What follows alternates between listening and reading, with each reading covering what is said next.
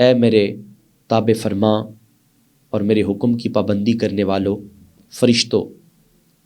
جاؤ قبروں سے آج روزے داروں کو اٹھا لے آؤ۔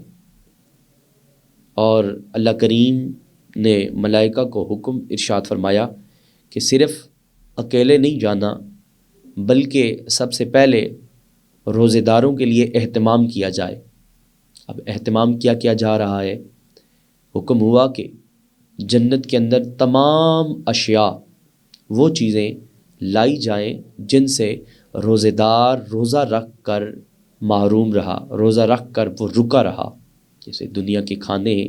طرح طرح کے میوہ جات ہیں، پھل فروٹ ہیں۔ فرمایا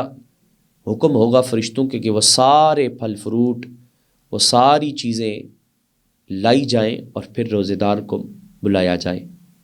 اللہ کریم اپنے نوری اور پاکیزہ فرشتوں کو حکم ارشاد فرمائے گا، اور فرشتے روزے دار کو مخاطب کر کے بلائیں گے، اور تمام روزے دار اس وقت تشریف لے آئیں گے۔ اور فرمایا اللہ تعالیٰ جنت الفردوس کے اندر انہیں اعلیٰ سے اعلیٰ درجہ عطا کرے گا۔ اور پھر فرمایا کہ فرشتوں کو حکم ہوگا کہ کائنات کی ساری نعمتیں جو کھانے پینے کے متعلق ہیں انہیں حاضر کیا جائے، اور پھر روزے دار کو حکم ہوگا کہ تو میری رضا کی خاطر اور میری جستجو کی خاطر اور میری حکم کی تابع فرمانی کرتے ہوئے تو نے دنیا پر کھانوں سے گریز کیا، ہر چیز موجود ہونے کے باوجود، حلال ہونے کے باوجود تو نے چھوڑ دیا صرف اور صرف میری رضا کی خاطر۔ تو نے مجھے راضی کیا، اے میرے بندے آج میں تجھ سے راضی ہو گیا ہوں۔ یہ جو نعمتیں میسر ہیں، ان نعمتوں کو جتنی چاہے کھاتا جا۔ اللہ اکبر۔ ناظرین محترم، رمضان المبارک کے روزے رکھنے والے روزے دار کو اللہ تعالیٰ دنیا میں کتنی عزت عطا کر رہا ہے، اور بروز محشر اللہ کریم کس طرح روزے دار پر اپنا کرم نازل فرما رہا ہے، اور روزے دار کو تمام محشر میں حاضر ہونے والے لوگوں میں کتنی عزت سے پیش کیا جا رہا ہے۔ ظاہری ہے کہ جس کے استقبال کے لیے فرشتے مامور ہوں، ان کے مرتبے اور مقام کا کیا کہنا۔ اس سے بڑھ کر کون سی عزت ہو سکتی ہے کہ اللہ کریم سب سے پہلے روزے دار کو اپنا دیدار کروائے گا، اور پھر روزے دار کی استقبال کے لیے اللہ تعالیٰ فرشتوں کو مامور کر کے رکھے گا۔ یقیناً یہ مرتبہ اسی شخص کو میسر آ سکتا ہے جو روزے کو صحیح معنی میں رکھے گا۔ حضرت سیدنا ابو ہریرہ رضی اللہ تعالیٰ عنہ آپ ارشاد فرماتے ہیں کہ جس شخص نے رمضان المبارک کا ایک بھی روزہ بنا عذر شرعی چھوڑ دیا، قابل غور بات ہے ناظرین محترم،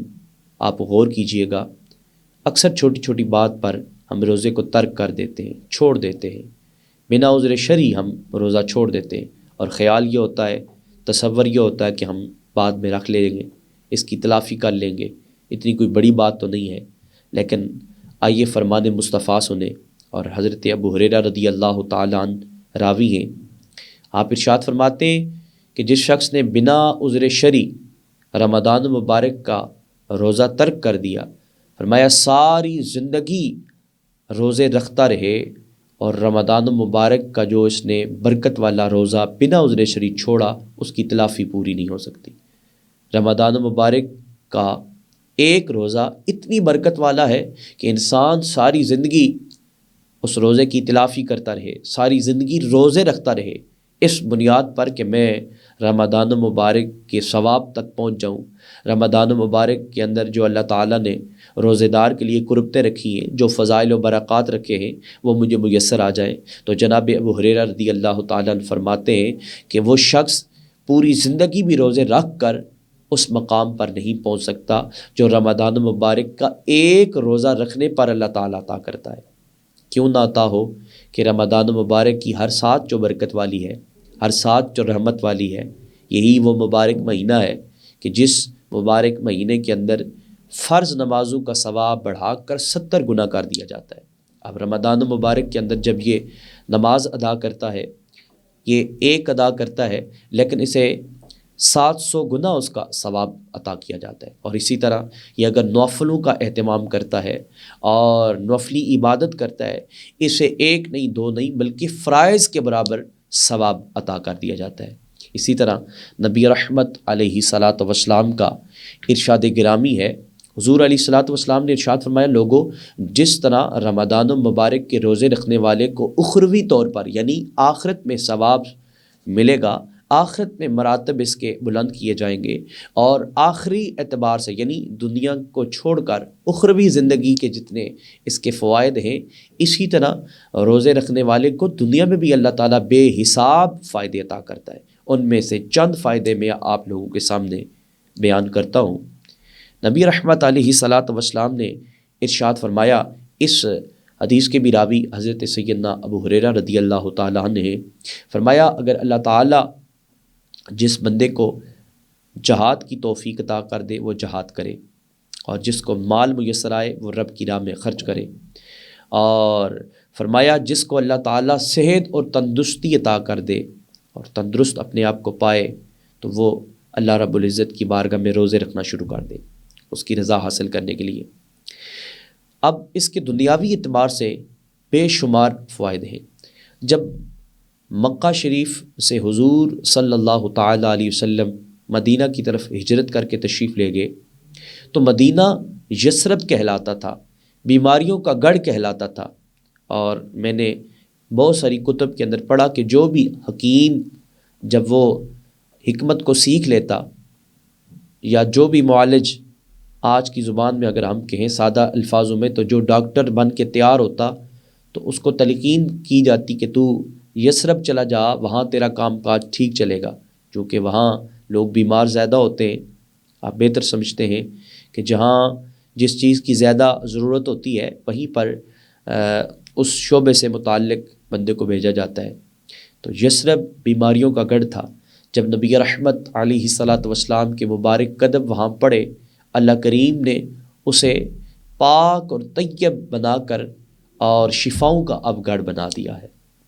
اب میرے آقا صلی اللہ علیہ وسلم کی جلوہ گری سے، حضور علیہ صلاۃ وسلام کی برکت سے، اس پوری کائنات کی مٹی کو آپ جمع کریں، پوری کائنات کی مٹی اگر آپ کے منہ میں چلی جائے، کسی جگہ کی پوری کائنات میں سے کوئی بھی ایسا مقام نہیں ہے کہ جس جگہ کی مٹی آپ کو نقصان نہ دیتی ہو، لیکن واحد مدینہ شریف کی مٹی ایسی ہے جو آپ کے لیے شفا ہے۔ جیسا کہ نبی رحمت علیہ صلاۃ وسلام نے ایک جنگ کے موقع پر صحابہ کرام علیہم رضوان نے جب حدود مدینہ کے اندر داخل ہونے لگے تو حضور نے ارشاد فرمایا، اپنے نقاب پوش ہٹا دو۔ جب انہوں نے نقاب ہٹا دیے، فرمایا کہ یہ مٹی یعنی مدینہ شریف کی مٹی آپ کی اور میرے لیے شفا ہے۔ حاضرین محترم، بات کر رہا تھا کہ یثرب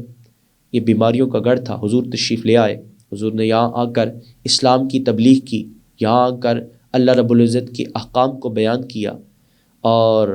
جو حضور کی علیہ صلاۃ وسلام پر ایمان لے آئے وہ اللہ تعالیٰ کی حکم کی پاسداری کرنے لگے اور حکم کے پابند ہو گئے، اور انہوں نے روزے رکھنا شروع کر دیے،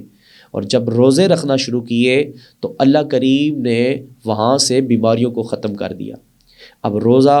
جہاں اخروی فائدے کا باعث ہے، وہیں صحت کے لیے بھی یہ مفید ہے۔ اعلیٰ حضرت عظیم البرکت الشیخ امام احمد رضا خان فاضل بریلوی رحمۃ اللہ تعالیٰ علیہ آپ لکھتے ہیں فتاوی رضویہ شریف میں کہ جو شخص بیمار ہو جائے، جسے لا علاج بیماری لگ جائے اور جس کا کوئی علاج نہ ہو، تو آپ فرماتے ہیں کہ وہ روزے رکھنا شروع کر دے، اللہ تعالیٰ جسمانی مرضوں سے اسے شفا عطا فرما دے گا۔ اس طرح ہمارے سامنے ہزاروں اس طرح کی مثالیں موجود ہیں۔ ایک پروفیسر صاحب ہیں، آپ لکھتے ہیں کہ حکیم محمد طارق محمود چغتائی صاحب اپنی ایک تصنیف کے اندر ایک پروفیسر کا ذکر کرتے ہیں۔ وہ کہتے ہیں کہ یہ غیر مسلم پروفیسر ہیں جو کہ باہر کی کسی یونیورسٹی سے پڑھ کر آئے۔ وہ کہتے ہیں کہ میں نے صحت پر معدے کے اعتبار سے بہت ریسرچ کی کہ معدے کا کوئی ممکن علاج انہیں میسر نہ آیا، تو کہتے ہیں کہ میں نے اسلام کا مطالعہ کیا، اسلام کو ذرا قریب سے دیکھا، اور پھر میں نے مسلمانوں کی طرح روزے رکھنے شروع کیے، صبح سے لے کر شام تک بھوکھا رہنا شروع کیا، تو کہتے ہیں کہ مجھے حیرت انگیز فوائد حاصل ہونا شروع ہو گئے۔ وہ فوائد کیا تھے؟ کہتے ہیں کہ میرا معدہ جو درست نہیں ہو رہا تھا وہ روزہ رکھنے کی برکت سے درست ہونا شروع ہو گیا، اور میں نے مکمل اس ریسل کو شروع کر دیا تو اللہ تعالیٰ کے فضل و کرم سے مکمل طور پر صحت یاب ہو گیا۔ ناظرین محترم، جہاں پر ہم روزہ اس نیت سے نہیں رکھتے، ہم کہتے ہیں کہ روزہ رکھنے کی وجہ سے بیمار پڑ جائیں گے، یہ تصور غلط دیا جاتا ہے، بلکہ اللہ کے محبوب نبی صلی اللہ تعالیٰ علیہ وسلم کا فرمان ذیشان ہے کہ روزہ مومن کے لیے شفا ہے، روزے کے اندر اللہ تعالیٰ نے شفا رکھی ہے، اور جہاں پر روزہ وہ اخروی اعتبار سے فائدے کا ذریعہ ہے، وہاں پر دنیاوی اعتبار سے بھی یہ فائدے کا ذریعہ ہے،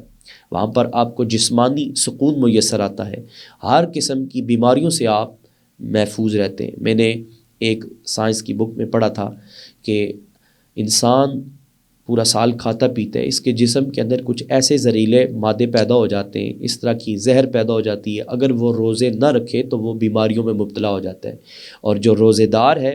وہ روزہ رکھنے کی وجہ سے، بھوک کی وجہ سے وہ زہر ختم ہو جاتی ہے، اور یقیناً یقیناً اللہ تعالیٰ کا آپ پر اور مجھ پر اتنا کرم ہے کہ ہم الحمدللہ مسلمان ہیں اور روزے دار بھی ہیں، حضور کی امتی ہیں، اور ہم روزہ رکھتے ہیں۔ یقیناً روزہ رکھنے سے ہمیں بہت سارے فوائد جہاں اخروی اعتبار سے حاصل ہوتے ہیں، وہاں دنیاوی اعتبار سے، بالخصوص صحت کے اعتبار سے ہوتے ہیں۔